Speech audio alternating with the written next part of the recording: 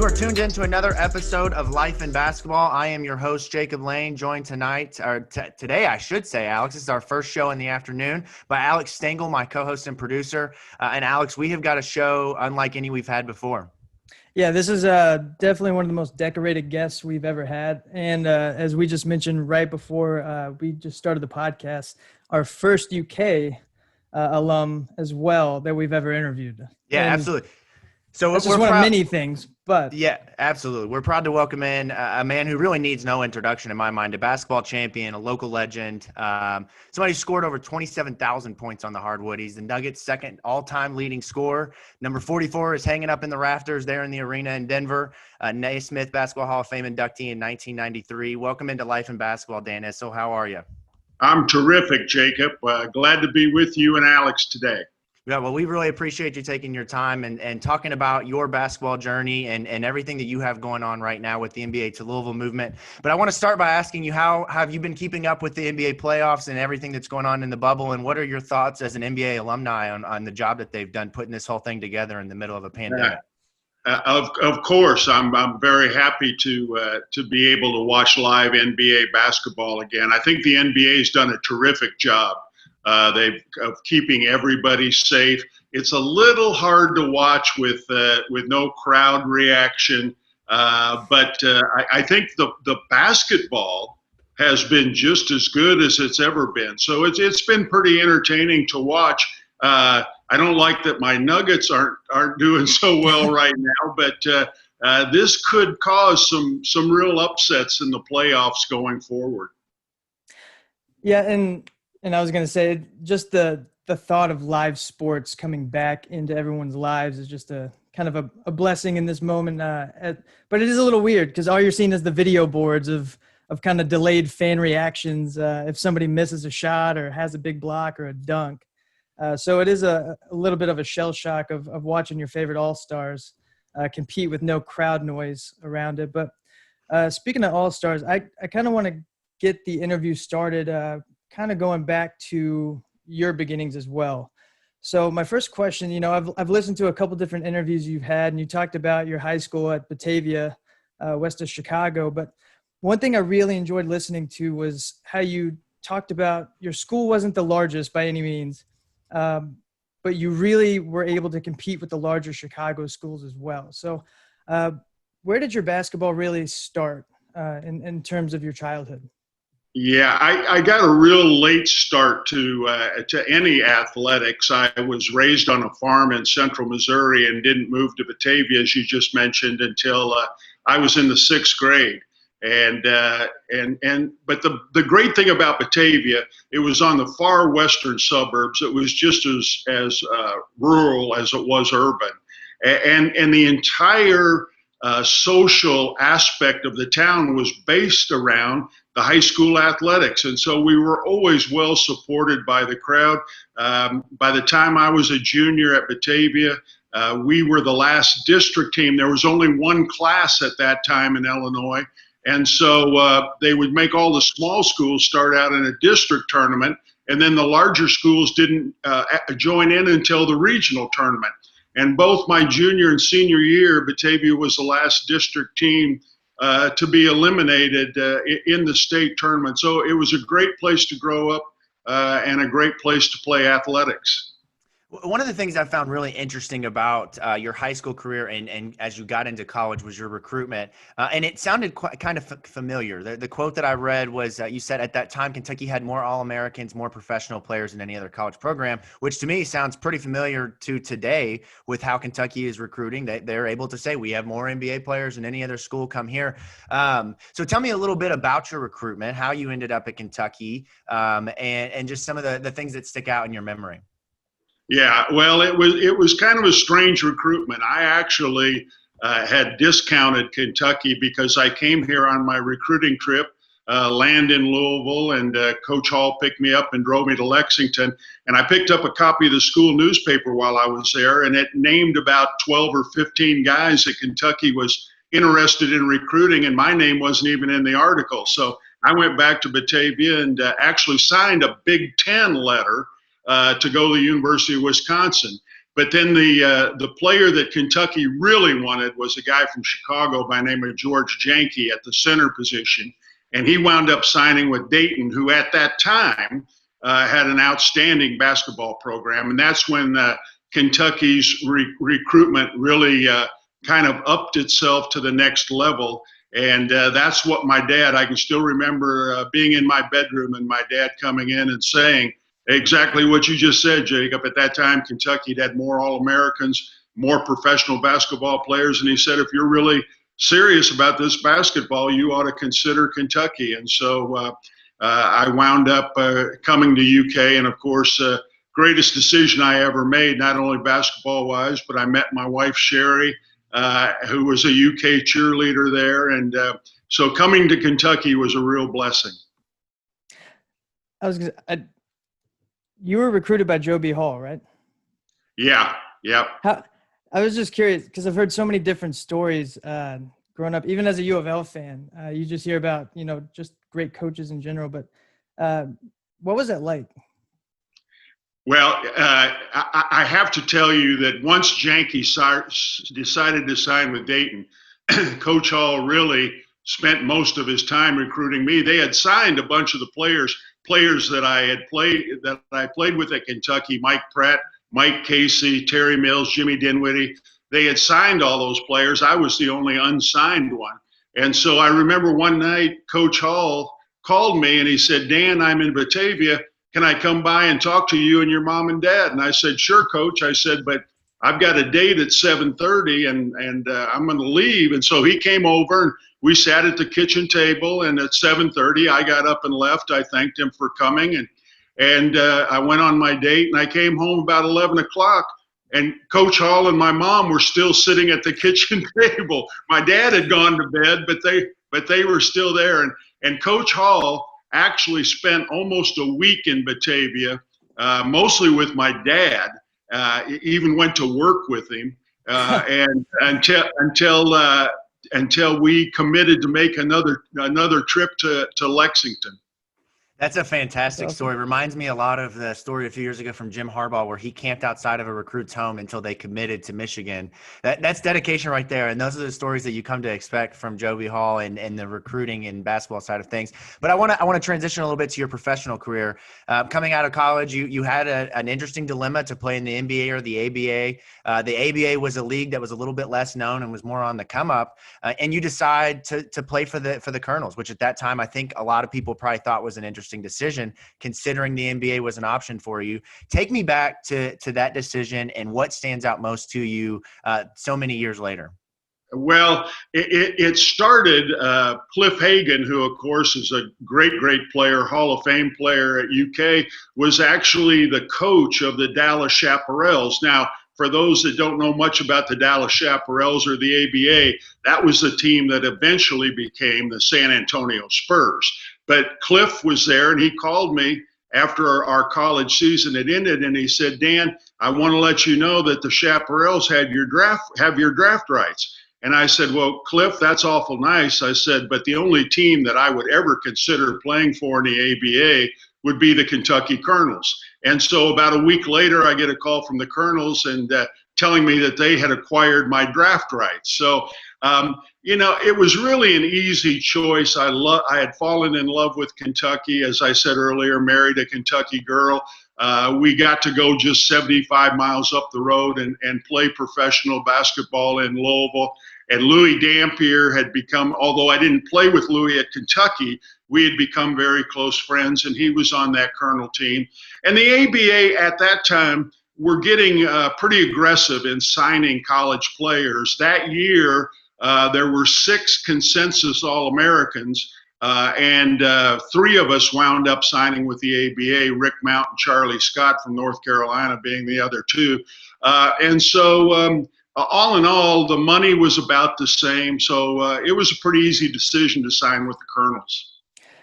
And I know a lot of people, especially around here, know that you played for the Kentucky Colonels, but I'm not sure how many people, especially our age, really understand what the ABA was about at that time.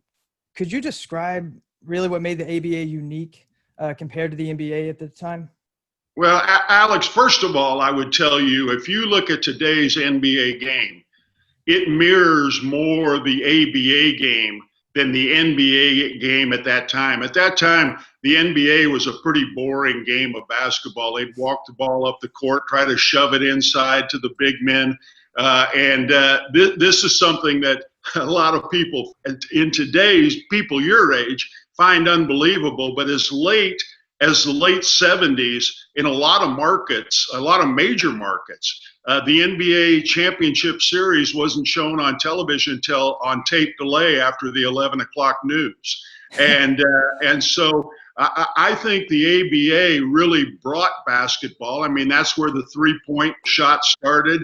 That's where the slam dunk contest started. That's where the All-Star weekend started. So a lot of what you see in the NBA started in the ABA. And we also had a lot of great players, primarily because at that time, the NBA would not draft you until your college class graduated. It didn't matter if you went to college or not, but they wouldn't draft you until your class graduated. And the ABA would take anybody. They'd take an eighth grader if they thought he could play. And so, we got a lot of great players like Julius Erving, George McGinnis, George Gervin, Moses Malone, all Hall of Famers to come to the ABA because they came out of school early. I have to ask, Alex, before you jump in, Dan, I have to ask you, have you seen the movie Semi-Pro? I'm assuming that you probably have, with Will Ferrell, correct? I have. Okay, that is my favorite sports movie of all time. How close is a depiction of the ABA to what Jackie Moon and the Flint Tropics put together in Flint? Unfortunately, in the early days of the ABA, it's almost right on. So I have to tell you that Will and I, we haven't become friends, but we've become acquaintances. In the second Anchorman movie, he uses my name at the end of the movie, and so he called me one day and he said, "I've got a great friend. He produces all my movies, and on birthdays, we like to do something special. Here's his telephone number. Would you give him a call and sing happy birthday to him?" So I called his producer and sang happy birthday. So yeah, I love Will Ferrell. I love everything he's done. It's kind of sophomoric, but they're fun movies to watch. All right, so back to the actual ABA. You played for the Colonels and did so at a level that, quite frankly, in the NBA these days, rookies don't come in and contribute like that. For instance, I think in your day, your production would have been and would have earned in today's world what Zion Williamson has following him coming out of Duke, because nobody averages in their 25, 23, 26 points per game as a rookie. What was it about that team, that system, the coaching, your teammates that helped you to excel so quick? Well, it was again because the game was more wide open. I mean, we got up and down the court. We shot the basketball from the outside, and I had become a decent outside shooter because Coach Rupp began every one of his practices with 30 minutes of shooting. Now, it wasn't shoot the ball and talk to your neighbor. Everybody had a basketball. You shot the ball, you ran after the rebound, you dribbled back out. And so, you spend 30 minutes shooting hook shots and layups, you get pretty bored. And so I had developed a decent outside shot that a lot of big men in the ABA at that time weren't used to defending. And so I would say what really enabled me to do that was the fact that the ABA game, again, was such a wide open game, and we scored an awful lot of points. And we mentioned the playoffs at the top of the show, but one thing I've really enjoyed watching with this playoffs in particular is just the competitive fire that you see in these guys having had 4 months off. The playoffs and that competitive nature at the NBA and ABA level are something that you are not a stranger to, obviously having won a championship 45 years ago with the Colonels and then coaching the Nuggets to that big upset win, which I believe at the time was the first ever 8-1, if I'm not mistaken. So you've been on both sides of the playoffs. What is it about that moment and those big playoff moments that brings the best out of you as a coach and a player? Well, you play 82 games a year. You're playing 3, sometimes 4 games a week during the regular season. And, you're getting paid unbelievable money, so you want to put out a great effort every time you can. But It's more a seeding season, and you're just trying to basically get through it. Once the playoffs start, then it really becomes competitive, because then the money, unbelievably, the money isn't as great as it is during the regular season, but you get real satisfaction from kicking somebody else's tail. And you know, like you just mentioned, when we were the first number 8 seed to upset a number 1 seed. I mean, I can't tell you how good that felt to take a team that was barely 500 and in a 5-game series defeat a team that had the best record in the NBA that year. That's really gratifying stuff. And that, if I'm not mistaken, that's Sean Kemp and Detlef Schrempf in their prime, right? In the mid-90s? And Gary Payton. And Gary Payton. Alex, we're talking about today. That's like beating the Warriors in the first round, or beating the Lakers. Like, that just doesn't happen. A team dominate a full season and then fall like that. I think it's only happened 2 or 3 times since. So that's a major accomplishment. Yeah, we had a tremendous group of kids. The name that you would probably most recognize was the big guy in the middle. And Dikembe really was a defensive anchor. But we had some good players on that team. We had Mahmoud Abdul-Rauf, who, of course, was Chris Jackson that played at LSU, LaFonso Ellis from Notre Dame, Brian Stith from Virginia, Reggie Williams from Georgetown. That was a pretty good basketball team, and to be able to achieve that accomplishment. And what a lot of people forget, Jacob, is that then the next round we played Utah, who had Stockton and Malone and Hornacek, and we were down 3-0 and won the next 3 games against them. And no NBA team has ever come back from a 3-0 deficit. So we finally woke up in Game 7 and couldn't hit the floor with the basketball, but we gave Utah all they wanted, and they wound up going to the NBA championship that year. And you just rattled off so many different names right there. And that's what I really wanted to ask my next question about is, you know, there's so many people throughout history that have played this game of basketball, but not many can say they're a Naismith Hall of Famer. I mean, what does that mean to you? Well, winning the championship here, Alex, is still the highlight of my career. I mean, that's what playing the game is all about. It's not an individual sport, it's a team sport. And I was blessed to play 25 years of organized basketball from 7th grade through 15 years as a pro, and that's the only championship I ever won. So that's still the most special. But being elected to the Hall of Fame, as you just said, puts you in pretty rarefied air. I remember a couple summers ago, I took my oldest grandson and my granddaughter to the Hall of Fame, and they were very nice to give us an individual tour. And the lady began the tour by saying to Ben and Addie, you know, we have calculated that since the game of basketball was invented, around the world, there have been at least 200 million people who have played, coached, and refereed basketball games. Now, she's talking about from little kids all the way up and you know, all over the world, 200 million. She said, your grandfather is one of less than 400 to be in the Basketball Hall of Fame. And I was even shocked by that. I mean, you start dividing out those numbers, and that's a pretty small percentage. It's unreal, and it's something that I got to tell you, Dan, this week with my friends and family, I've been bragging, you know, we're going to have a Hall of Famer on our podcast. I mean, to me, that's just so cool and such a great honor. But now I want to transition a little bit because you've done everything. You've been a broadcaster, you've been a player, you've been a coach, but now you're stepping into a new endeavor that I personally think might be the best job in the entire world. So you've taken over as president of the NBA2Lou, which is really just the charge of the city to bring an NBA team here. Tell me a little bit about how you got into that and why you're so passionate about bringing the NBA back to Louisville. Yeah, well, a couple of years ago, a bunch of business people formed a little company called Louisville Basketball Investment and Support Group, and it was led by Joe Steyer, who's CEO of Signature Healthcare. And they raised about $750,000 for this effort, not for the team or anything, just the effort to bring the team here. And they came to me. Now, I think at the time they thought that expansion was closer than it really has been, because there was a lot of buzz about Seattle.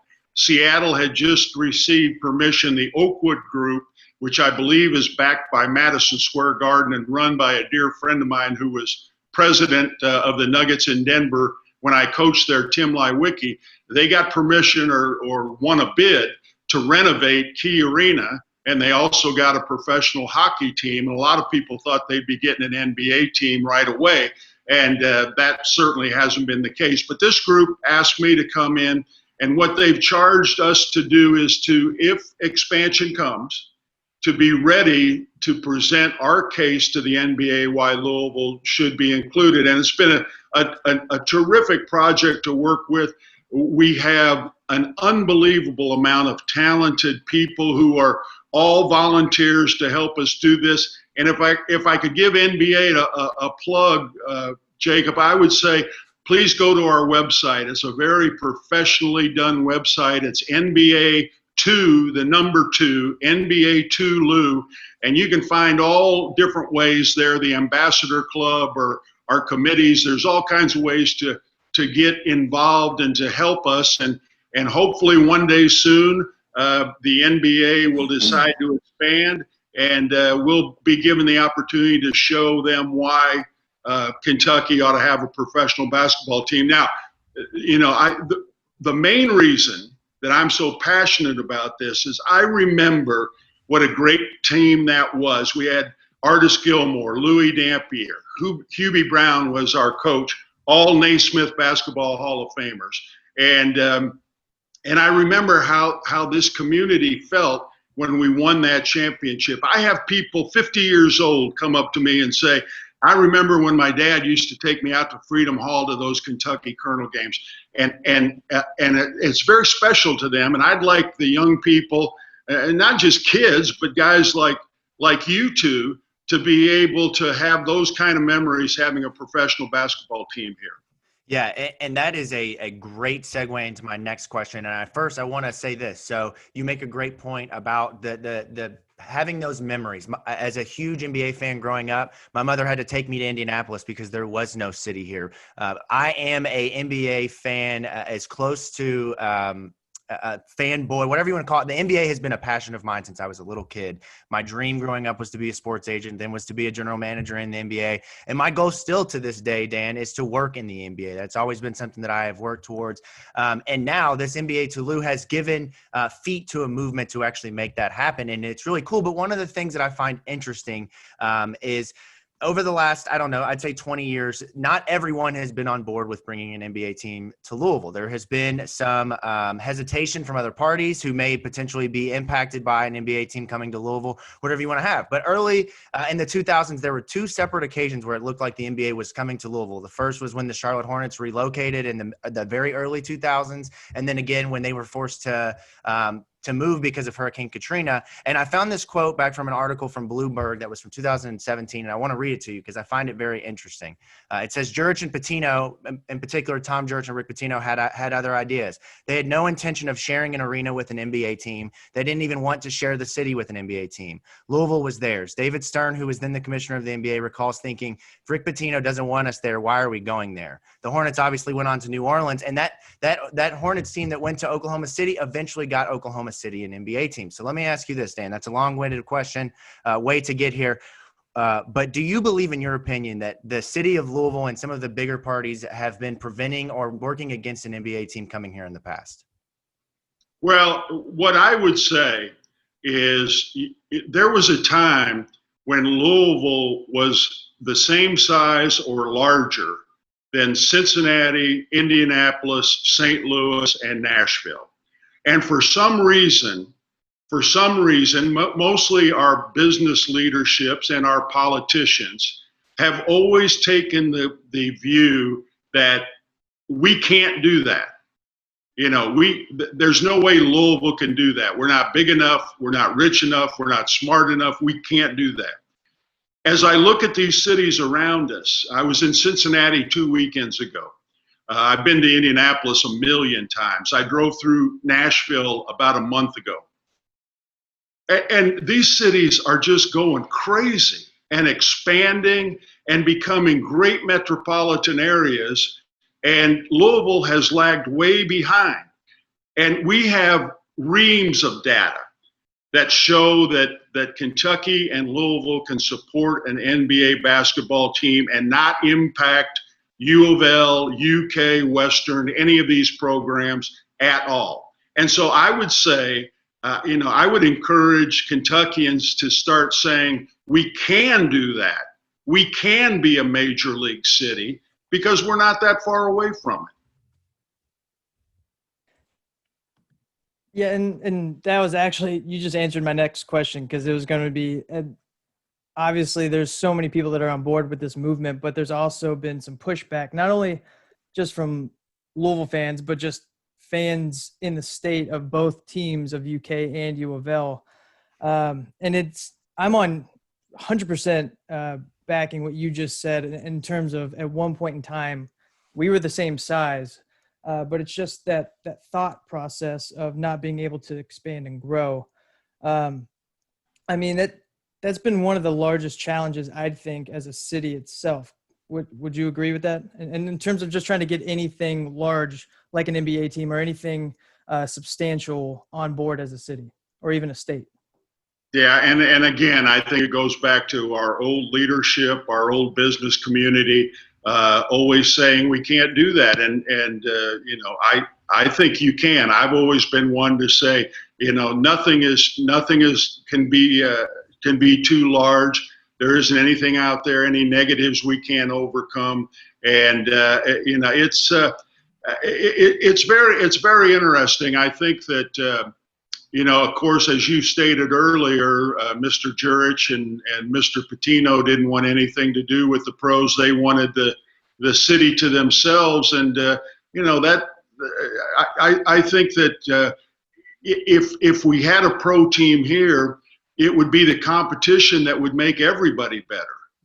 If we brought a pro team here, the first couple of years of the stands would be packed. But if we didn't put a decent product on the floor, nobody's going to come and support you. And that's the way that I think it ought to be. And I think it would be terrific to be able to have. I mean, how much fun would it be to have a team here in Louisville and have Donovan Mitchell and Anthony Davis be a part of it? I'd like to address one other misconception. And that is that the prices are way too high. You can't afford to go to a game. And what I tell people is, if you want to sit courtside, you want to sit in the box, yeah, it's going to be expensive. That's going to cost a lot of money. But our financial model is based on an average ticket price of $46. And I don't know anything about U of L tickets, but my tickets at UK are a lot more expensive than $46 a game. So, I know we're always going to have people that say it can't be done, and maybe they're right. Maybe it can't be done, but it won't happen if we don't try. You're absolutely right, and it is refreshing to see a movement and a group with dollars behind it making that effort to bring the NBA to Louisville, because I believe, knowing what I know about the NBA, knowing what I know about the city of Louisville, that this is absolutely a town that is crazy about basketball and would support a basketball team. This is the caveat, though, Dan, and this is the thing that's interesting in my question for you, and maybe this is too far down the road, but we've seen in the NBA this rebuilding model. A lot of times the way that teams operate is they put a very bad product on the floor for 2 or 3 years in an attempt to try and rebuild and eventually have cap space and draft picks to do so. And in that time, they oftentimes put fans in a bad situation by asking them to come watch basketball that may not be worth the price of admission. Sure, you're getting to see NBA stars. Sure, you're getting to see an NBA event, but there is worry about teams not being good enough to keep fans. So let me ask you this. From what I know about Louisville fans, when Louisville starts to struggle in any sport, Dan, fans stop attending games. They watch, but they stop attending. They stop spending the money. Is there any worry that if Kentucky and Louisville were to get a team and the team weren't able to put together a really good basketball team for years consecutively, that you'd have to worry about that? Yeah, I think that falls under the term of ownership, and we don't have anybody lined up right now that would write that huge check. But I can tell you, we have had 7 different groups or individuals under non-disclosure agreements. And what happens is that you make your presentation, they say that's great. When's this going to happen? And you say, I don't know what the timetable is. You lose interest pretty fast. But just getting the feel for the money and the people that are out there, I don't think finding an owner is going to be a problem at all. But you need to find the right owner who will spend money not only on players, because that's pretty much dictated by the salary cap, what you can and can't spend on players. But you got to spend money on people that know what they're doing.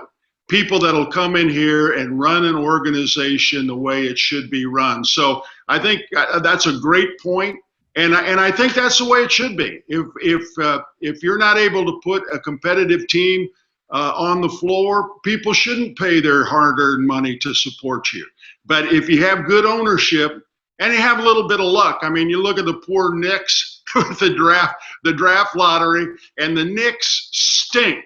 The Knicks stink in the biggest city in America, and they wind up getting the number 9 pick in the draft. So you have to have a little bit of luck along the way too. Yeah, you talk about bad ownership. I think we see what that looks like in the form of the New York Knicks. Hopefully James Dolan is not a friend of yours, Dan. I apologize if he is. I don't know Mr. Dolan, but he's had his problems with the Knicks, that's for sure. And once again, we just want to thank you so much for your time today. And I got one more question. One more kind of question we can expand on, and then we go into our buzzer beater questions, where we're just going to kind of rapid fire some quick ones. But we finish every podcast that we do with one simple question that kind of has you can make it as profound as you want it to be. But in your opinion, Dan, what has basketball meant to you in your life? Well, it's meant just about everything. I mean, outside of my family and outside of my faith, basketball's been the most important thing in my life. It got me a free college education. It got me an unbelievable lifestyle. The people that I met from the coaches that I had, I was blessed to play for 4 different coaches who are in the Basketball Hall of Fame. The friendships that I make, Louis Dampier and Artis Gilmore and I are as close. We don't see each other as often, but we're as close today as we were when we played for the Colonels. So the friendships that I've made, both with teammates and with opponents, again, it's been a huge, huge part of my life. And that's awesome to hear. And in terms of, I love listening to answers to that particular question in general. So thank you for expanding on that. But now we're going into our what we call before the buzzer, right before we end this, where we're just going to kind of rattle off some random questions and just hear your opinions on them. So I'll go first. The basketball player that you've modeled your game after most. You know what? I've had this question answered a lot, and I wasn't a big basketball fan growing up. What I wanted to do growing up, I'm a huge Chicago Cubs fan. They were my first love, and I grew up thinking I was going to take Ernie Banks's place at shortstop for the Chicago Cubs. And Ernie was my hero growing up. I was fortunate enough, and I'm sorry this isn't too rapid fire, but I was fortunate enough to meet Mr. Cub on an occasion, and what a gracious man he was. What an optimistic man he was. And when you find out that your idols when you're growing up are really people who deserve to be idols, it's terrific. All right, let's move into our next one. This one might take a little bit of thinking, but maybe not, because you've been asked probably every single one of these questions before. But who's your favorite teammate of all time? Louis Dampier. Louis Dampier and I were roommates for 5 years with the Colonels. Louis came out and was an assistant coach with me when I coached the Nuggets, and he's my best friend to this very day. That's awesome. Most intimidating player you've ever gone up against? There were a lot of them. I would say probably Kareem. It was tough for a 6'9" guy to guard Kareem, but it was tough for a lot of people to guard Kareem. So I would put Kareem in that category. Who's the player playing today that most reminds you of yourself? I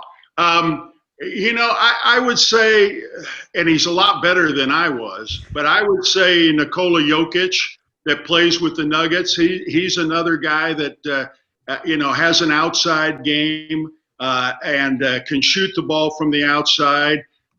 He's a better passer than I was, and neither one of us could guard anybody. So I'd say Jokic most resembles me. That's a good one. Who's the guy that got under your skin the most during your playing career? Moses Malone. Moses, I was fortunate that I had kind of an outside game. I was the second smallest during my career. I was the second smallest starting center in the NBA. You all know who the smallest one was? You ought to know this. Oh man, I don't. I should, but I don't. You see that he wore that symbol. He wore that symbol behind Alex there. Yeah, I'm at Wes Unseld is who I'm gonna guess that's that you're what I was talking about. Okay. I didn't want to be wrong, but that's what. Same. Now I feel terrible since I went to Seneca, and now I feel I just shamed my high school. But so I could take these big guys out away from the basket, and a lot of them were uncomfortable. Moses Malone was not. Moses Malone had quickness. He could stay with me. I couldn't get an open shot against Moses Malone. This may be an easy one for you, so we'll end on a rather easy one. But if there's one player from your playing era outside of yourself that you think would have the most success in today's NBA, who is it? I would say the Doctor. Julius. One of Julius' attributes was he has huge hands. He would hold the basketball like we would hold a volleyball. And when he first came into the league, he always took everything to the basket. He was the only player I ever saw dunk on Artis Gilmore. But then when he got to Philadelphia, he developed a pretty good outside game. And so I'd say Julius would have been a Hall of Famer in any era. Yeah, absolutely. Well, thank you so much for playing before the buzzer. Thank you for joining Life in Basketball. This has been a real treat to just get to spend a few minutes talking to you about your basketball career and everything you have going on. Again, Dan said this earlier, but if you are interested in learning more about the NBA and the NBA coming to Louisville, go to NBA2Lou.com, and that is the number 2, NBA2Lou.com. And then you can always follow Dan on Twitter. He is great at social media, contests, giveaways, all of that good stuff. Dan, thank you so much. You're doing the Lord's work bringing the NBA to Louisville. I speak for myself and all of the people that love the NBA. Thank you for everything you're doing right now, and thank you for joining the podcast. Thanks for having us. God bless you all. Thank you, Dan. Thanks, sir.